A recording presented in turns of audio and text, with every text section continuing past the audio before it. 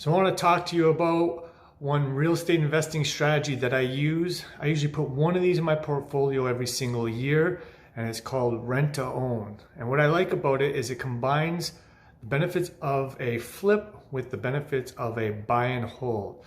So I'm going to share with you my screen and go through the rent to own strategy, and there's three different ways I'm going to show you how to do this.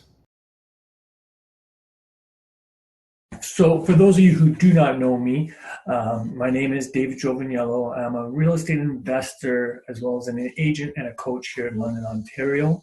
I've been in the real estate investing game for well over 20 years now. So 20 plus years of investing. Is actually bought my first rental property, which was a duplex 22 years ago, which makes me feel old.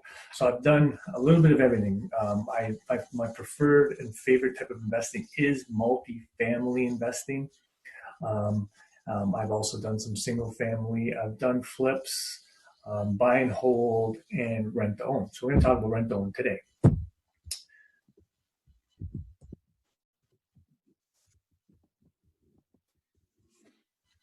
So a rent to own is a great strategy because what it does is keeps you up with high cash flow and you have quality tenants because the tenants have skin in the game.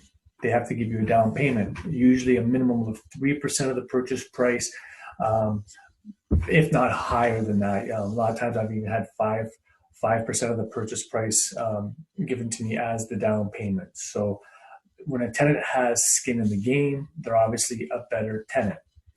So there are three ways that I invest in rent-to-owns, or that I suggest that you can invest in rent-to-owns. My favorite is called the Tenant First rent-to-own. So this is the strategy that I personally use if I'm going to invest in rent-to-own. So what I do here is that I find the tenant first. So I qualify the tenant, same as you would qualify them for a mortgage. And once we realize what they could qualify for if they had good credit, or once they have good credit, now I go and I buy the house for them. So they get to choose the house in this scenario, which is a great way to go. And this allows more likely the scenario that they're going to close on it down the road. So the way it works is I buy the house for them. They rent it off me. They are responsible for all maintenance of the property. And we agree upon a price 2-3 years down the road. So let's say 4 or 5% appreciation. In the last few years, my tenants have made 20% appreciation. So once they buy the house off me, they already have equity in the property. I'm happy because I've made the money I thought I was going to make. And it's a win-win situation for everybody. And usually I feel that this is, of all the rent-to-own strategies, this is the most successful. This would be a quick little cash flow sheet that I use, an analysis that I use that would show how much money we would make. So you'd see that at the end of this 2-year program, it would be 47% per year return on investment, 41,000 total profit. So they bought it for up here for 240,000, got a mortgage of 192,000.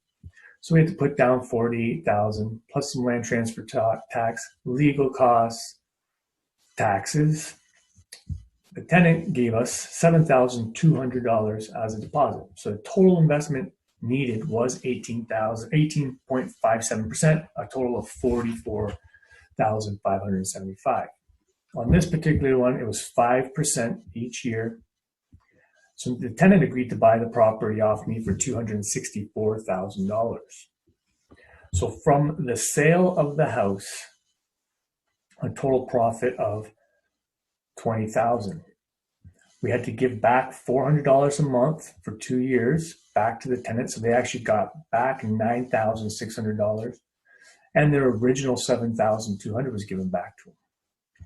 The cash flow we made monthly on this particular property was the lease payment of $2,000 or $2,040 minus the mortgage of $860 minus property tax and insurance. So it cash flow at $875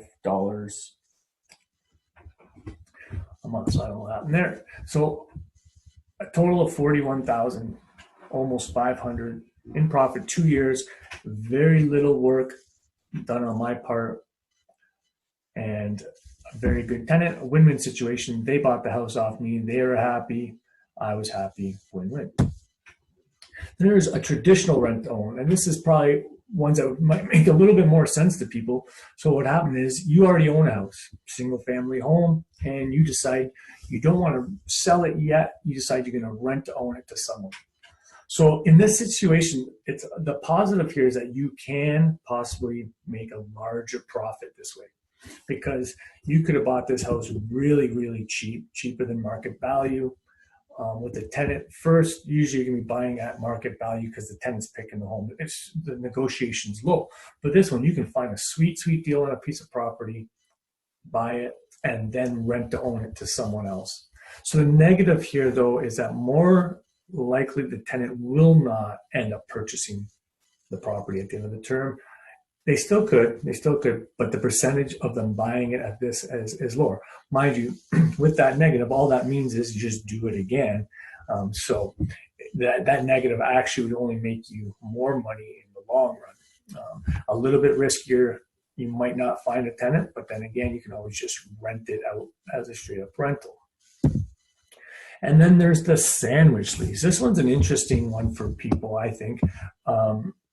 This is a way you could do it with little to no money down. So with no experience, no job, no money, just enough for the deposit. Is probably all you would need, or you find an investor to help you with that. So this is probably the hardest to pull off of the three. But with a little hustle, it is possible, definitely possible. It's very similar to what people are doing with Airbnb right now. So what's going to happen here is you're going to rent to own off of someone. So you agree to lease the property with a purchase price a few years down the road. And what you're going to do is you're going to find a tenant who's going to pay you more money per month and pay you more money at the end. So the difference in what you're paying the seller and what you're actually renting it for is your profit. Now, a little caveat on this would be that you would have to disclose this to the seller. You cannot just do this without the seller knowing, so you need their permission. So you have to find someone who's just happy with what they're getting, and they really don't care what you're going to get sandwiching this deal together. This is something that's very, very common in the United States, and is also very similar to very similar to wholesaling properties. So this is a way to buy property with no money down. So if you have questions on this, feel free to hit me up, because this is something that's a little bit more complicated, but definitely doable, and something I have done early on in my career. So the benefits of rent to own. So why would you even do this? Well, to tell you the truth, the last couple of years, I probably would recommend not doing this. The amount of money you would have been losing because of appreciation. But right now, where people have been having a harder time qualifying for mortgages coming up in the near future, this is something where you can help someone get into a home, build roots in the neighborhood, and create a win-win situation. The other thing is that this minimal like property management hassles. The tenant is responsible for just about everything. So they're not going to call you in the middle of the night with a toilet issue. That now is their issue. The tenants have skin in the game, and this is huge to me, because they're going to be providing you with the down payment. So they're going to pay you your rent because they don't want to lose that. That is more than likely their life savings. So they're going to be a good tenant, and they're going to benefit from being a good tenant. So that's why I love the win-win situation. There's a predetermined exit strategy here. So you know exactly how much money you're going to make, which makes this an amazing situation for joint venture partners. So if you don't have money at this time, this is something you can pitch to a joint venture who's going to give you the down payment or give you the money, and they know exactly how much they're going to make at the end of the term, which makes it selling this a lot better because it gets rid of the unknowns. It's a win-win situation for everybody. The tenant, like I said, I had one last year where my tenant made $100,000. Well, had $100,000 in equity the day he bought the house off me. I made the exact same amount of money I planned on making, so I was happy. Win-win for everybody involved. Cash flow. If you're big on cash flow, which a lot of people, after what has happened here recently with this crisis, cash flow is decent. It's between 500 to 1,000, sometimes more, but those are the averages, 500 to 1,000 per month cash flow. It's high returns. So in 2 years, you should be making 25 to 50%. It's usually 35 to 50% is the returns that I would be getting on these rentals. So there's a lot of positives to it. Now it's short term, so it mixes up, mix between a flip and a buy and hold, because you buy and hold for 2 years and then you're flipping the property. Is basically what it is. So I kind of like having these in my portfolio. I'm big on buy and hold, but then I have these every couple of years. They just kind of flip over, give me some nice little influx of cash. So that's all for today. I just want to thank you for listening if you stayed to the end. If you have questions, hit me up. My phone number is here, email address. You can check me out on social media. So if you have questions on any of the strategies, feel free